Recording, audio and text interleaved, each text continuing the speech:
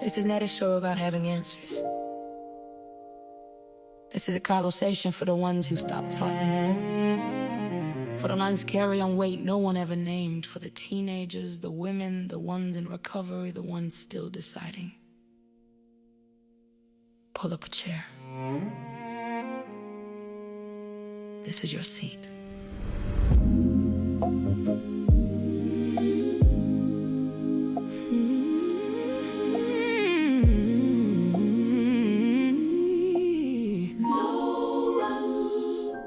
Sombra, mother, is holding it all together, with nobody asking if she needs a hand. Somewhere a boy learned to swallow his feelings before he was old enough to understand. Somewhere a man wears his armor to breakfast. Somewhere a teen is just trying to breathe. Somewhere someone is standing at ground zero, deciding if healing is something to believe. This is the conversation nobody started. This is the wave that nobody named. This is the room where the real can come forward. You do not have to pretend anymore. Transformation talk, where the silence gets a voice. Transformation talk, where the hurting have a choice. Not a clinic, not a lecture, not a fix wrapped up in shame. Just the truth spoken clearly, so nothing stays the same. Transformation talk, come as you are.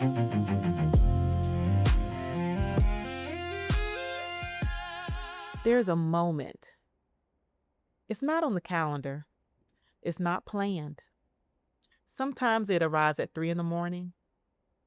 Sometimes it hits in the middle of something completely ordinary. Washing the dishes, sitting at a red light, staring at the ceiling.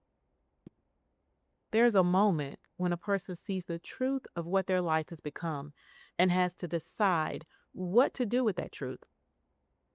No one can make that decision for them. No one can time it. No one can speed it up. That moment is ground zero. And it almost is like no one talks about what it actually feels like to be standing there. Today, we're going to do just that. Welcome to Transformation Talk.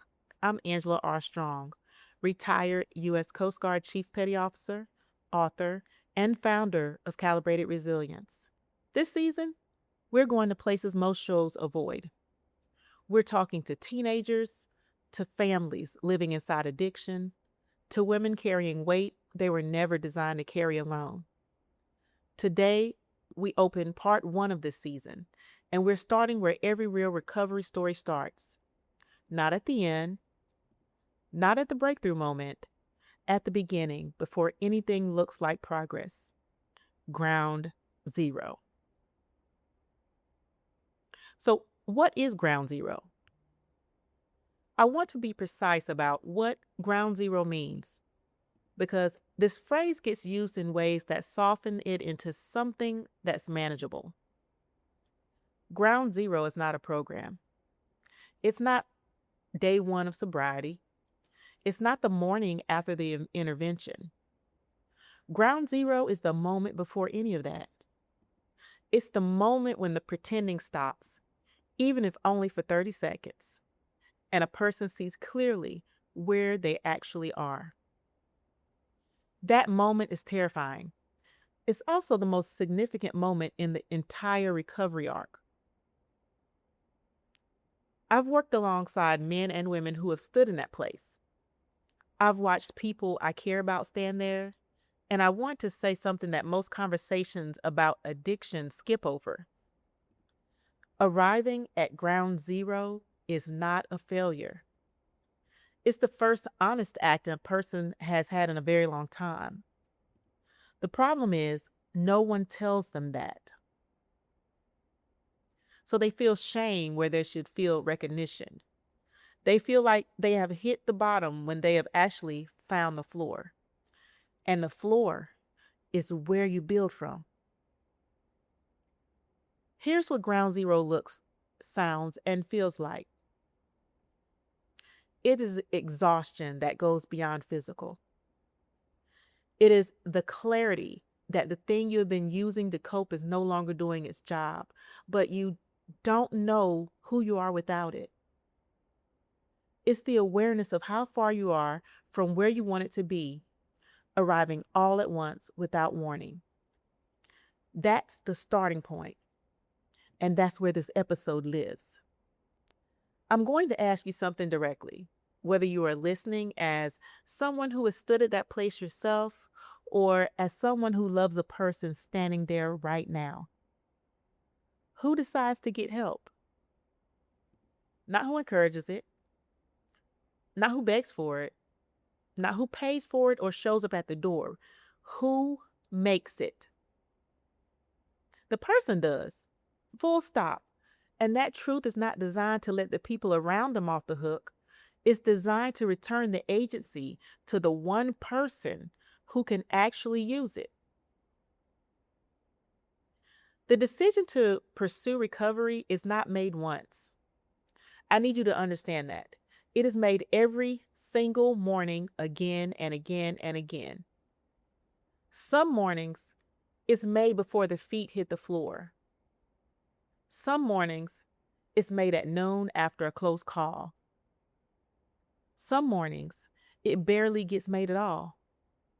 The phrase, one day at a time, gets dismissed as a cliche. I hear it as an engineering principle. You do not build a structure all at once. You lay one beam, then another, then another. Ground zero is not a single event. It's the daily recommitment to a direction that you choose when you were exhausted, afraid, and not entirely sure it was going to work. That is what makes it worth talking about. I want to also address something that gets skipped in most public conversations about addiction. What the body actually goes through in those first hours and days. I'm not going to give you clinical details, and this is not a medical program, but I want to name the physical reality because it's real. It's hard, and minimizing it does not serve the person that is standing in it. When someone has been using a substance to regulate their nervous system, and that substance is removed, the nervous system does not simply reset. It's been recalibrated by the substance over time. It has learned to depend on something external to produce calm, relief, or the absence of pain. When that external regulator is gone, what follows is not just emotional difficulty, it's psychological. The body goes through something real. When that external regulator is gone, what follows is not just emotional difficulty, it is physiological.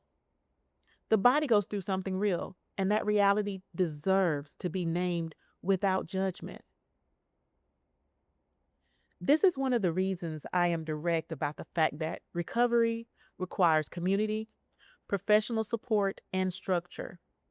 Not because the person is weak, because a recalibrated instrument requires a precision recalibration process to come back into alignment. That's not a willpower problem. That's a systems problem. And you do not solve a systems problem alone. Right now, we're going to take a music break and reflection. I want you to listen at Come Back Clean by Elias Ironside. We're going to pause here. I want you to sit in what we have been talking about. If you are someone at ground zero right now, if this episode found you in that place, hear this clearly. You are not broken. You are standing at the truest starting point you have ever had. What you do next does not have to be perfect. It does not have to be the whole plan. It just has to be a next step.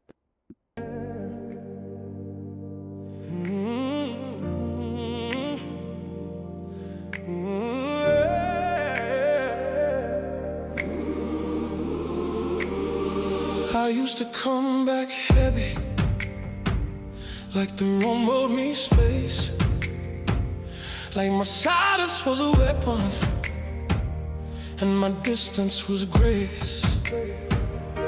But that wasn't strength, that was fear in a suit. That was me staying safe while I damaged the truth. So I learned to return with my hands open, not perfect, just present, not hoping I can leave with my breath and not my pride. And I could keep my love intact, but now I'm inside. I don't wanna win the moment and lose the home we built. So if I step away, it's to come back with skill. I don't come back loud, I come back clean. I don't come back sharp, I come back seen. I don't come back cold, I come back clear. I come back honest, I come back here. I don't come back loud, I come back clean. It's how a man protects what he means. If I needed space, now I'm back in the room, and I'm choosing peace with a spine, not a wound. Accountability isn't begging, it's owning what I did. It's saying that was on me and meaning it like a lid. No excuses, no but you. No shifting the blame, just a standard I live by. Not a temporary change. I can name what I felt without making it yours. I can repair the damage when I keep it score. And if my voice starts climbing, I know what to do.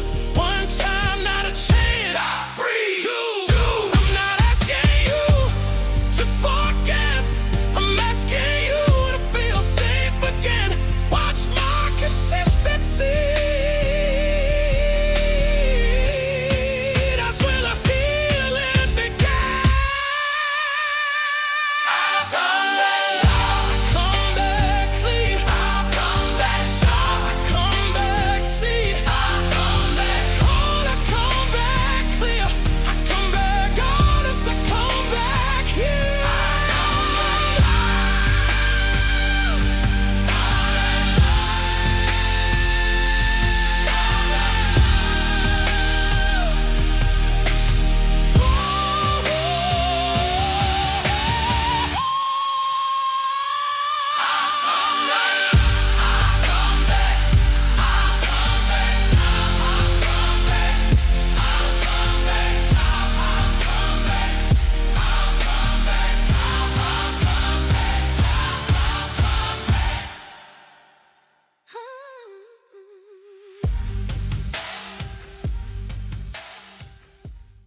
Let me get specific about what support looks like in those earliest moments, because get help is not specific enough.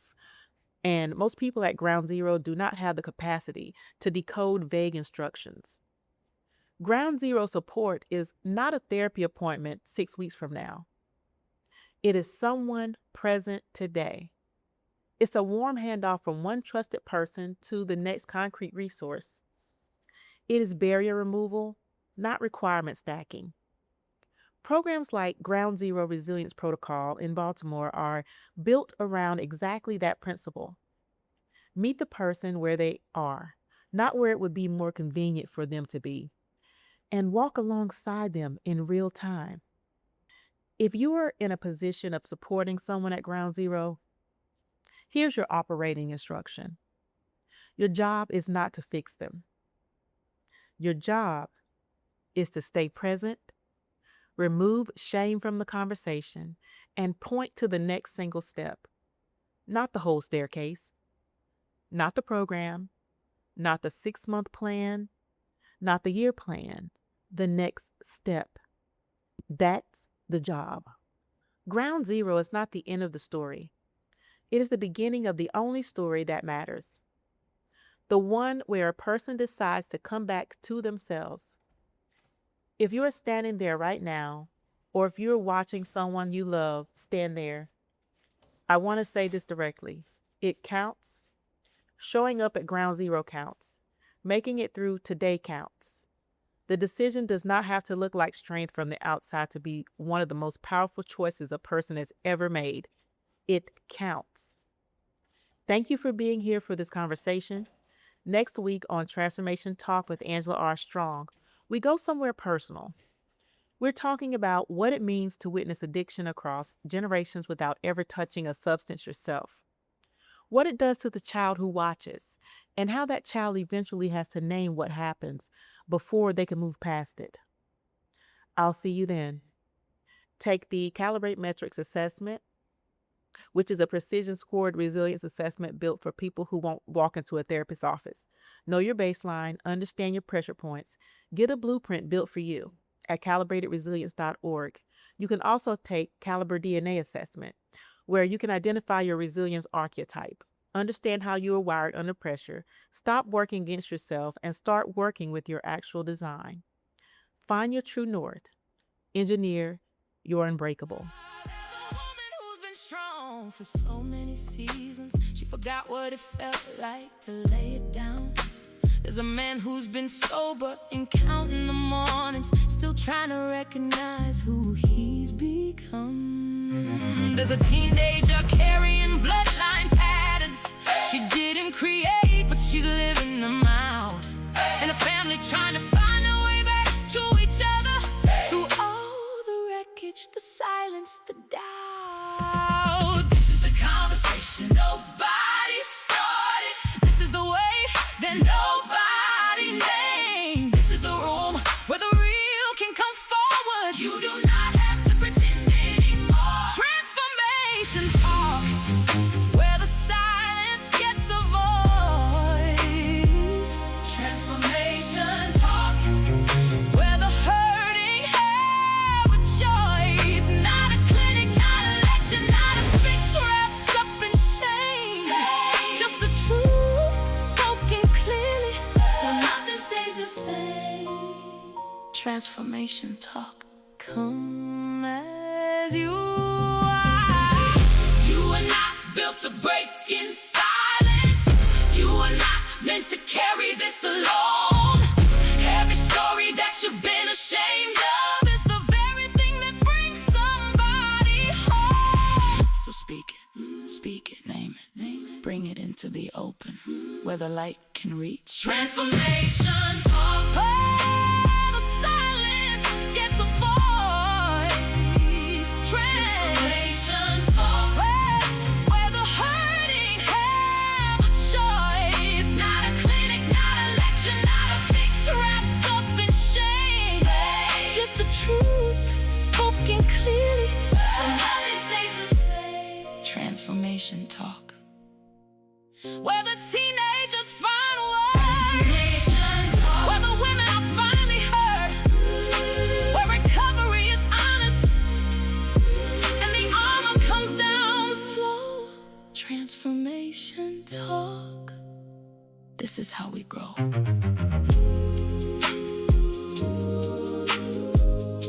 I'm Angela R. Strong, and this is Transformation Talk. Find your true north, engineer. You're unbreakable.